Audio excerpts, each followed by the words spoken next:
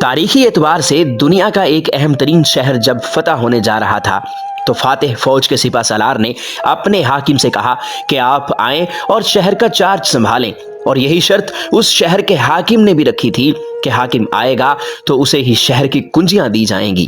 چنانچہ حاکم نے آنے کی اطلاع کر دی اور لوگ اس کی آمد کی تیاریوں میں مصروف ہو گئے۔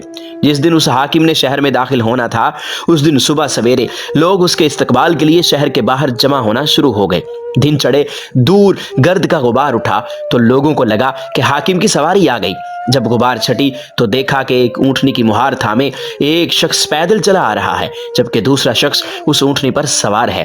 پیدل چلنے والے کے جسم پر جو پوشاک تھی اس پر 14 پیبند لگے تھے، پاؤں کیچڑ میں لت پت ہونے کی وجہ سے جوتے ہاتھ میں پکڑ رکھے تھے اور دوسرے ہاتھ سے اونٹنی کو کھینچتا آ رہا تھا۔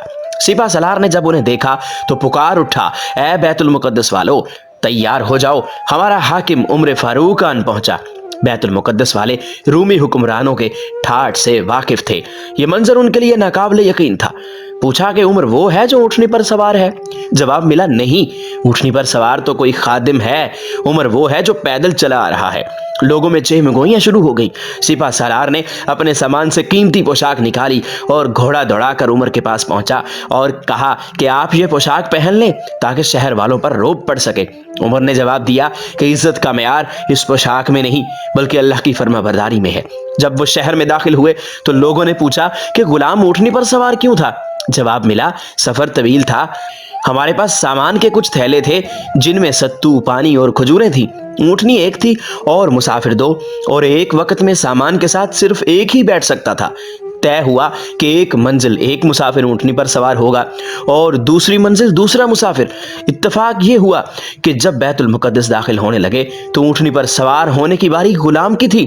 اس نے کہا بھی کہ وہ پیدل چل لے گا، لیکن میرے ضمیر نے گوارا نہ کیا۔ جی ہاں، یہ تھے حضرت عمر رضی اللہ تعالی عنہ، جو 22 لاکھ مربع میل پر پھیلے رقبے کے حکمران تھے۔